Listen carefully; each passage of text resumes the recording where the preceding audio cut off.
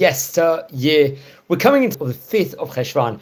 We'll mark the Hilula of a famous chief rabbi, former chief of Libya. His name was Rabbi Shlomo Yaluz, Zecher Tzadik Livracha, one of the rabbis of his time period, very, very famous rabbi, let's say. He was a head of Jewish court and the chief rabbi of Libya. He was born actually on the 8th of January, I believe, in the year 1909. He passed away in 1984 on the 31st of October. We're talking about, he was 75 years of age. He was not just head of Jewish court over there and the chief rabbi, he was a Rosh Mostot, Otzar HaTorah, which was a, let's say, educational network. At that time, a big school network that would go in many, many countries. It would have like many, many branches worldwide. And I think in Casablanca, Morocco, there will be a Diane, a judge in the great rabbinical court in Haifa, and the head of Jewish court also in Ashdod, and part of the Chavar Hava'ad Apoel Tzioni, the Zionistic workers, let's just say, committee in of itself. It was very much a crucial member within regards to that. Now, let's explore a few of the highlights of the famous rabbi's life. So he was born in, I believe, actually in Tiberias, one of the 4 holy cities in Israel, along with Tzfat, Hebron, Jerusalem. Actually born on the 8th of January, 1909. That was naturally Yud Zayin Shvat. Came from a rabbinic auspices. His father's name was Rabbi David Yaluz. His mother's name was Rabbanit Simcha. And it was a great family that actually descended from Morocco. Now, his grandfather was a rabbi of the name Rabbi Raphael Chaim Yaluz. I think that was obviously from So he also, I think, happens to have been a well-known figure in his time in previously. Also, which anyone that has any information on him, I think he actually wrote books, if I'm not mistaken. And I think some of the books recently were being actually printed, if I'm not mistaken. There's some of his manuscripts. Actually, I'm just looking at online as we speak. I think some of the great writings actually came from Tiberias in of itself. So that's very, very interesting. And he would have various different teachings all throughout the different points in time. Actually, let's just say something about Rabbi Raphael Chaim Yaluz, respectively, over here, because just seeing some information.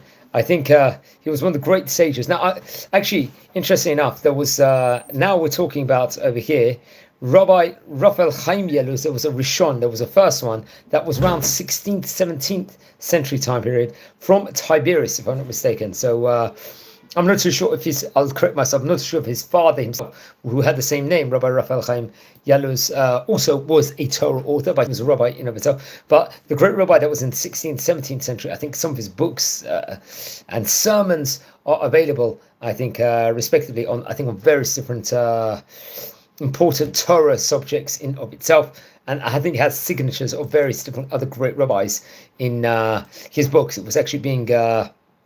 I'll say what it says over here. רפאל חיים ילוז משפחתו טבריה שונות.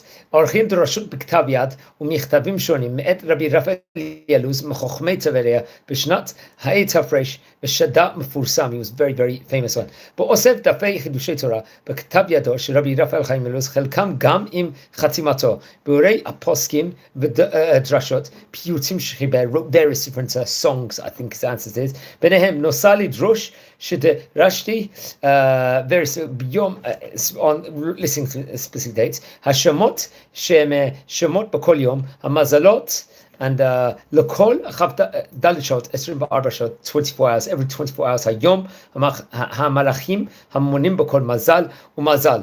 He was writing various different manuscripts, let's just say important handwritings, and I think his son was Rabbi Dan Yaluz also. So I think this is all ancestors of the great rabbi. So it was a chain of rabbis, authors, and excellent, let's just say, manuscripts in of itself. Now, I think there was also, if I'm not mistaken, Rabbi Raphael Chaim Yaluz.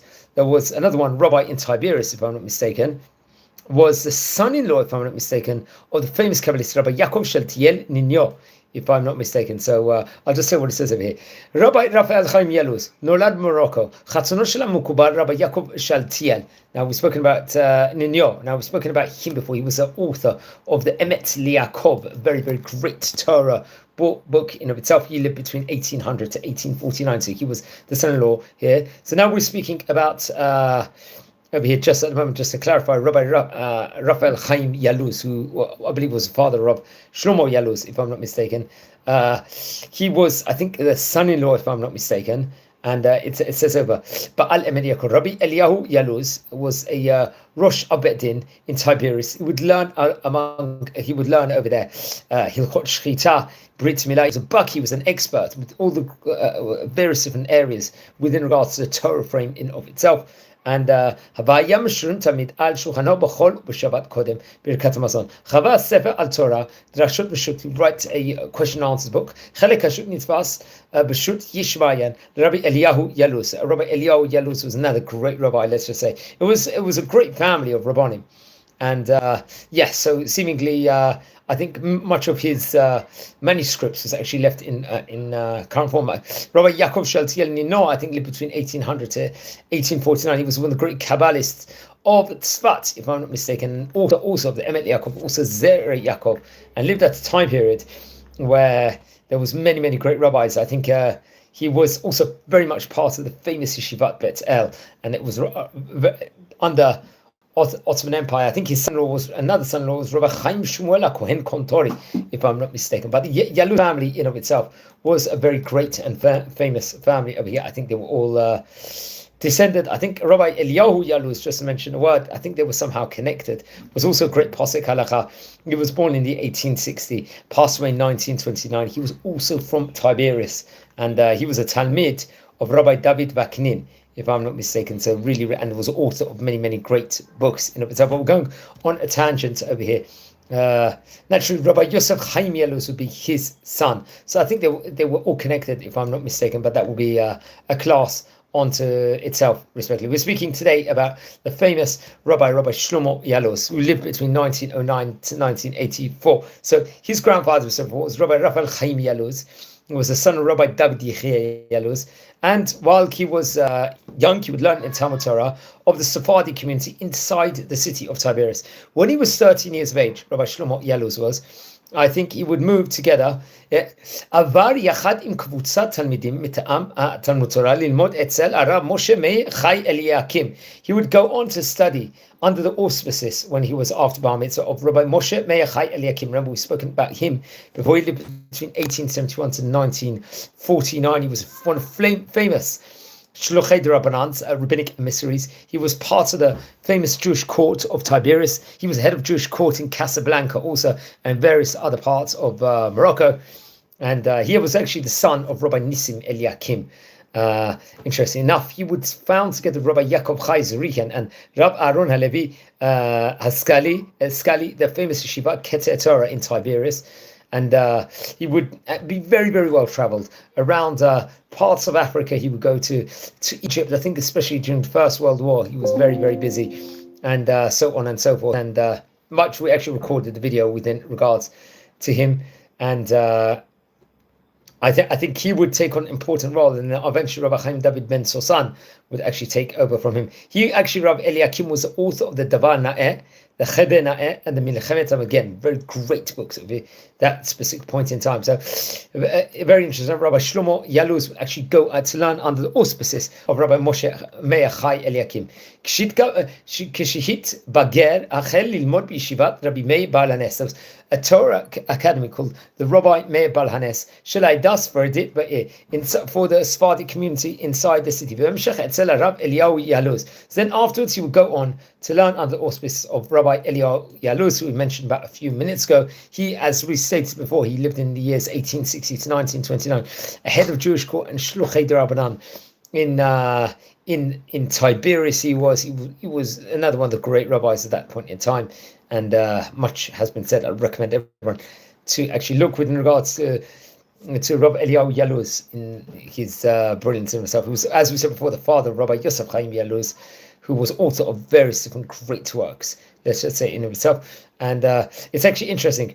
I believe Rabbi Eliyahu Yaluz would get married to the daughter of Rabbi David Asudari, another very great rabbi of his time, and much has been spoken about. He was very much part of the big Knesset Gadol, I think in the city of Tiberias, respectively, and a very prominent rabbi inside that city. Okay, so he would learn under him eventually, which is very interesting enough. So let's continue over here. So, Lachas Yom Limudo Nisa leEsther. He would get married, Rabbi Shlomo Yaluz, to Rabbinit Esther. She was a daughter of Rabbi Meir Vaknin. very interesting enough. So he was, I believe, the head of Jewish court to Tiberius and great prominent Sephardi rabbi in his time. We actually related a video with regards to him. Come with the year 1928, he would be ordained by the rabbis of Tiberius. He was only about 19 years of age. To the rabbinate, and I think Harav Yaakov Chai Zrichen and Rav Asher Zev Werner, these were famous rabbis at that point in time. And Rabbi Chai Zrichen was one of the first videos we recorded actually back in the series. He happens to have been the head of Jewish court in Tiberias and rabbi of the city, respectively. So very interesting. Rabbi Asher Zev Werner was also a famous rabbi, and we've spoken about him also. He was a prominent rabbi in Tiberia, and he would actually take over from Rabbi Moshe Kliras, if I'm not mistaken, but that's very interesting. Okay, so also, if I'm not mistaken, you receive a rabbinic ordination through Rabbi Yaakov Meir. Remember, he happened to have been Rishon LeZion of Israel, and Rabbi Yitzchak Isaac Halevi Herzog. He was a Ashkenazic chief rabbi, I believe, of Israel in his day. Now, come with the year 1946, he would go on to move to Libya, to Tripoli over there, and he'll be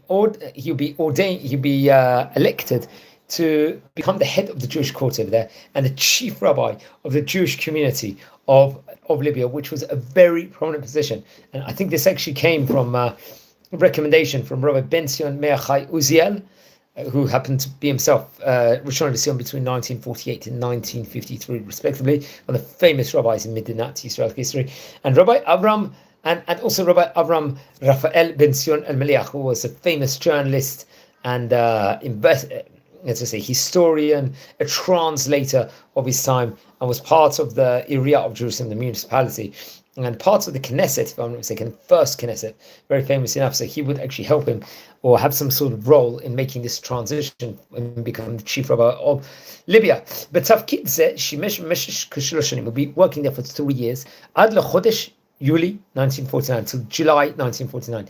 Beluti ken mispar takanot, to various different enactments Letovot Yudim for the Jewish congregation in Libya, respectively. V'chidesh ba et ma'arechet hachinuch lachash nifka'a b'milchet ha'olam hashniya. After the Second World War, the educational system in Libya was in a bit of a mess, so he would come to make some more order to it and sort it out. B'shanot bilato hekim b'Tripoli yeshivat Neve Shalom. Yeshiva was established in Libya called the Neve Shalom, was seminar lemorim arishon Mesugan betzafon Africa.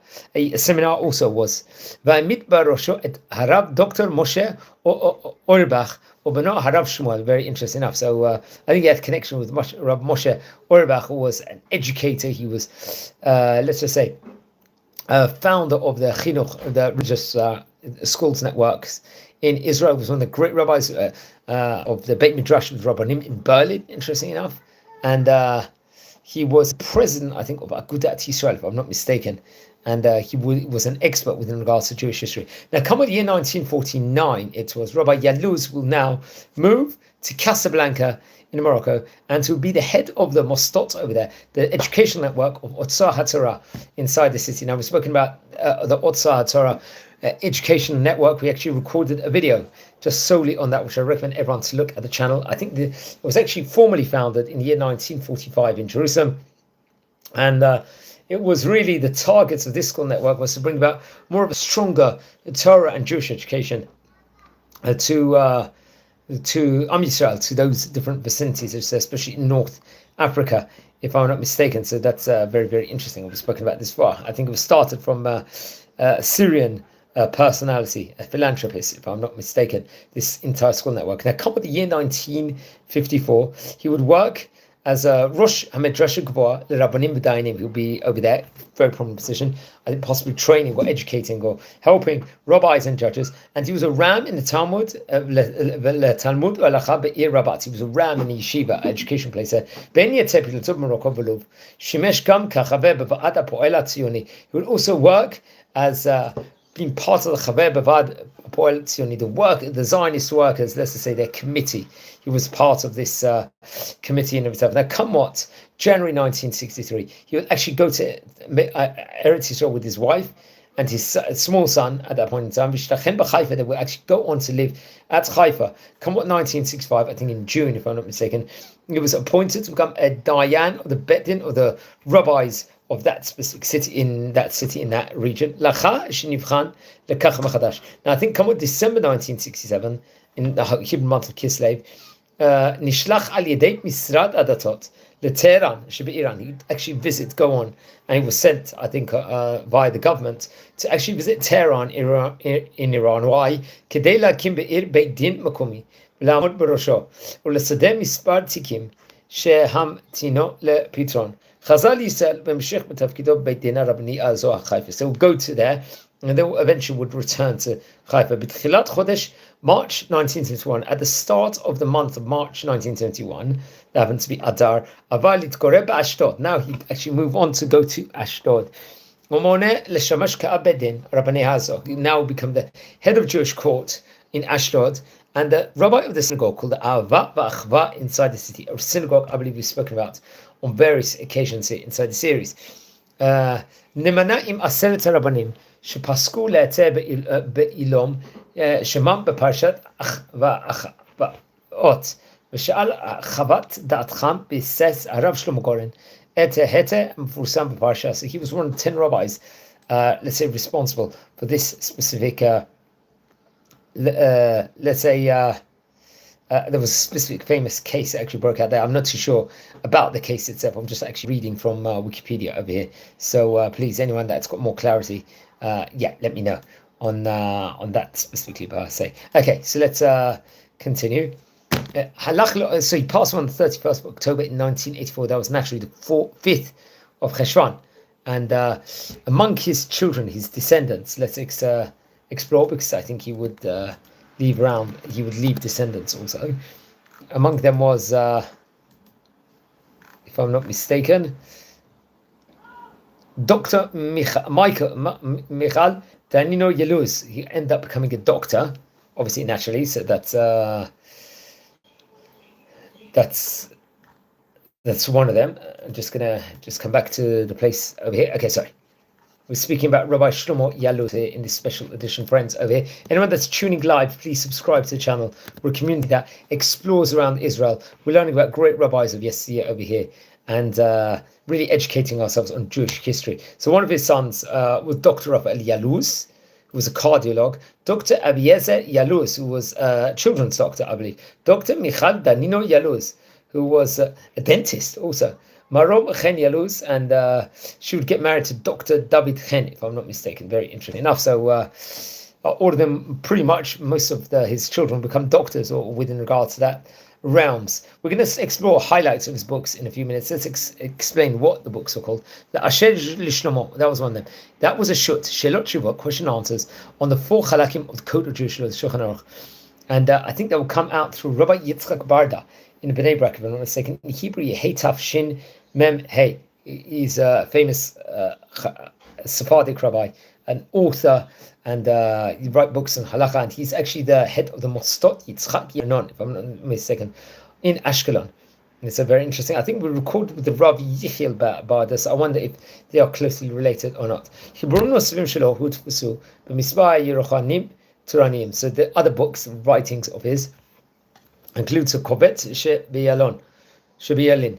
בעניין אלמנה וגרושה באיסור בת אחת כיצד.